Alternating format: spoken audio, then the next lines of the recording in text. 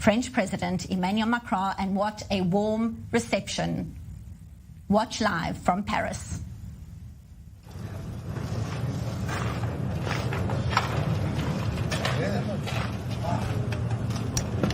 You're watching French President Emmanuel Macron and Israeli Interim Prime Minister Yair Lapid waving to the press pool. They have just warmly embraced outside the Elysee Palace. They are making their way inside, and we are expecting them to deliver remarks shortly. If and when that does happen, we will take you there live. Still with me here in studio, Daniel Ben-Simon, journalist and former Israeli parliament member in the Labour Party, and our Middle East analyst, Netanyael Shuraki. So, Daniel, what are your thoughts as we see what's happening on our screen, that warm embrace? Yes, he's won already. This is Lapid. What you see, he's won what? He touches you until you say enough is enough.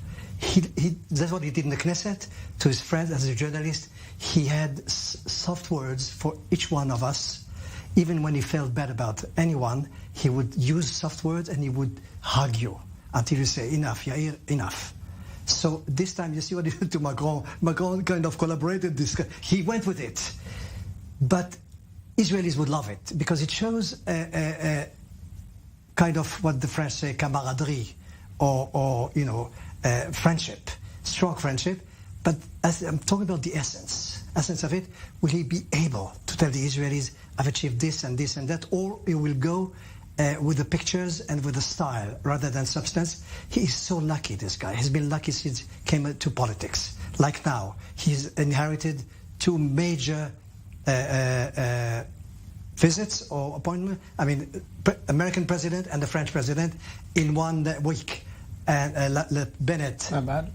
Not bad for a week. Not a bad start. And he likes to do this. Clinton used to be touching all the time and having soft words. It works with the voters. And he will do this. He's a good starter. And as I said, in the essence, I wish he can make a change, a difference, so we can be happy. As to the style, he looks like a French actor, you know? Does he look like a French actor? A bit, yeah. Yeah, the French will love it.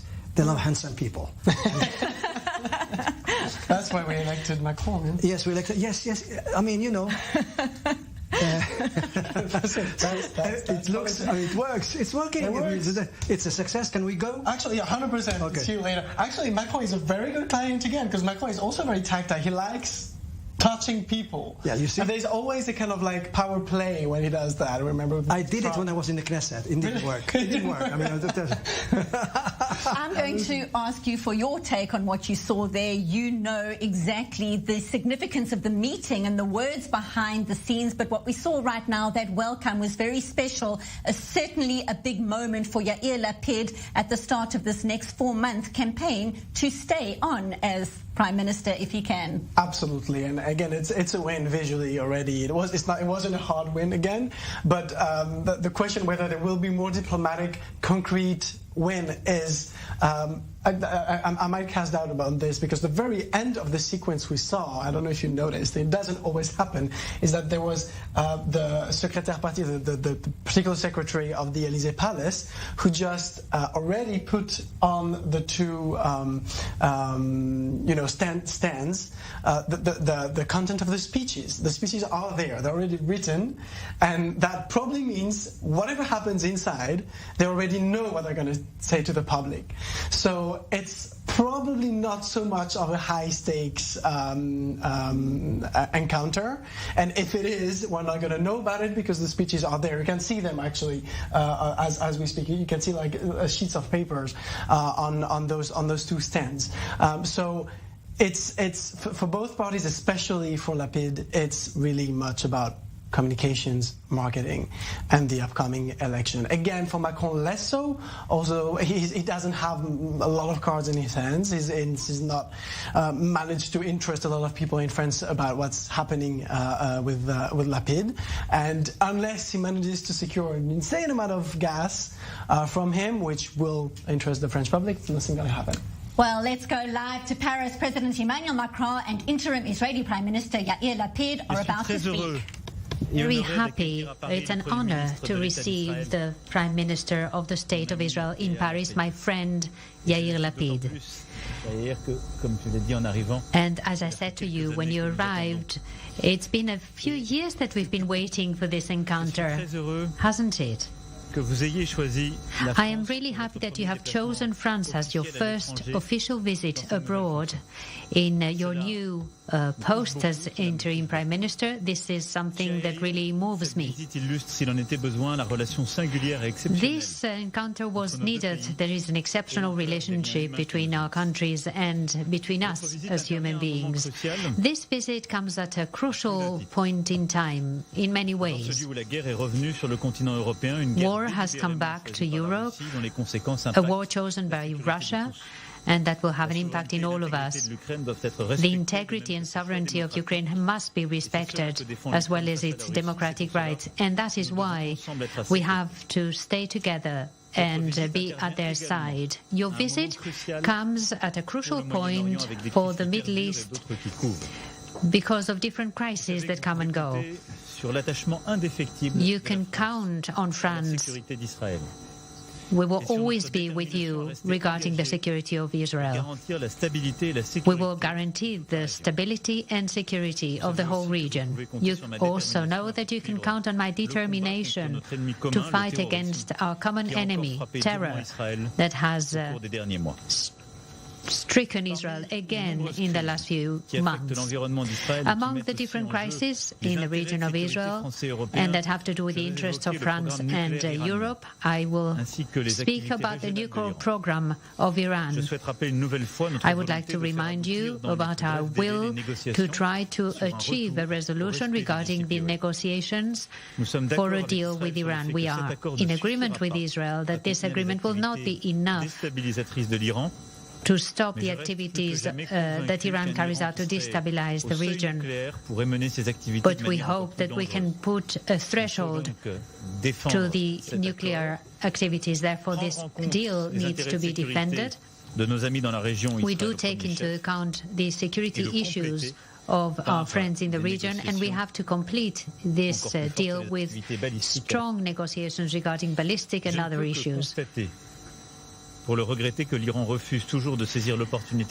am sorry that Iran refuses to take advantage of the opportunity which is offered to them. This happened in Doha with the Americans and them, but we're going to continue coordinating with all of our partners in order to convince Iran to come back to reason. There's also a positive side, the normalization of relations between Israel and many Arab states. This is a contribution to the stability and security of the region. I am all in favor of this process. Israel is a close partner of France, the Arab countries as well, so a partnership between them is necessary. It needs to be deepened. We need to widen this dynamic, and I'm sure that France will accompany this whole process. There also have to be tangible resolutions for the Palestinian conflict that will respond both to the security of Israel and the aspirations of the Palestinians. Prime Minister, dear Yair Lapid, here again, your visit comes at a crucial point. We need to restart dialogue between Israelis and Palestinians. I know that you can launch again this process that has been stopped for such a long time. I don't ignore the obstacles. I am aware of them. But I know that sometimes you can find a way. And I speak from experience when I say that I think you have what it takes to respond to this challenge. I would like to see a timeline respecting, of course, what is the environment in Israel, but you can count on me to accompany you in this process, and I will mobilize the world opinion in favor of that. And I will conclude with Lebanon. You know how attached I am to Lebanon. The stability of Lebanon is paramount for the region. We will continue to fight for this stabilization, and I'd like to remind you of the negotiations on the maritime zone between Lebanon and Israel. We need to do everything possible in order to make sure that you can reach an agreement in order to exploit the energy resources for the benefit of both people. France has contributed already and is ready to contribute even more. Considering all of these challenges, and I haven't mentioned all of them, you know them as well as I, and we will have the opportunity to speak about them, I'd like to say that the government of Israel, the people of Israel, is lucky to have you at the head of the government.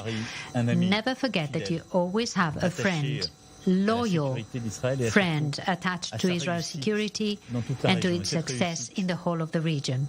This success, you and I know it, has to go through a difficult road. But I am convinced, deeply convinced, that you will find all the resources, and you have all the resources to lead your country towards it. Dearest Yair, thank you very much for having chosen Paris for this first official visit abroad. You are most welcome. Thank you so much, Mr. President, dear Emmanuel. It is a true pleasure for me that my first official visit as Prime Minister of Israel is to a country that is a close friend and with a president who is a close friend. I thank you for the warm welcome, for your support and friendship over the years. And I thank you for your firm stance against anti-Semitism in France and around the world. France has taught the world that liberté and égalité cannot exist without fraternité. Our friendship is based on values and on the understanding that values are worth fighting for. This past year, with the war in Ukraine and the terrorism from Iran, we are reminded that not only does democracy protect us, but we must also protect democracy. Sometimes there is no choice but to use the force of war to protect peace. Israel and France are more than just friends. We are strategic partners. We have a host of economic and defense cooperations, and together we are determined to expand and develop them, especially in the technological spheres. Not only is France a leading country in Europe, but it is also one of the E3 countries leading the negotiations with Iran on the nuclear deal. We may have disagreements about the content of the agreement, but we do not disagree on the facts. The facts are that Iran is violating the agreement and continues to develop its nuclear program. Iran is hiding information from the world. It is enriching uranium beyond the level it is allowed to, and it has removed cameras from its nuclear sites. Given all this, the world must respond. Mr. President, back in 2018, you were the first world leader to talk about the need for a new deal with Iran. A deal that is more efficient and better defined, a deal with no expiration dates, a deal with coordinated international pressure that would prevent Iran from becoming a nuclear threshold state. You were right then, and you're even more right today. The current situation cannot continue as it is. It will lead to a nuclear arms race in the Middle East, which would threaten world peace. We must all work together to stop that from happening. Any place the terrorism is found, Iran is never far away. Just recently, the Turkish government exposed Iranian cells that plan to murder innocent Israeli tourists in Istanbul. A few days ago, Iranian-made UAVs tried to attack an Israeli gas rig near the Lebanese coast. These UAVs were sent by Hezbollah, a terrorist organization that threatens Lebanon's stability, violates its sovereignty, pushes it towards a dangerous escalation with Israel, and harms the national interests of Lebanon, a country I know is dear to your heart. Hezbollah has more than 100,000 rockets in Lebanon aimed at Israel. it tries to attack us with Iranian rockets and UAVs, Israel will not sit back and do nothing given these repeated attacks. My friend, I don't want our dialogue to only revolve around risks and threats. Israel and France are dealing with this period in a similar way. We are strengthening entrepreneurship, innovation and technology, and the ability of young people to break boundaries. I thank you, my friend, for your kindness and for your friendship, and look forward to continuing to work together for the benefit of both our countries. Thank you so much. Thank you, Mr. Prime Minister, and please convey our friendship to your people and your President Herzog. Thank you so much. Merci. Thank you, everybody. Merci. Merci. Merci. Je vais pas répondre à des questions là. Merci. You are watching live images outside the Elysee Palace. Interim Israeli Prime Minister Yair Lapid and French President Emmanuel Macron waving to the press pool, having just delivered their opening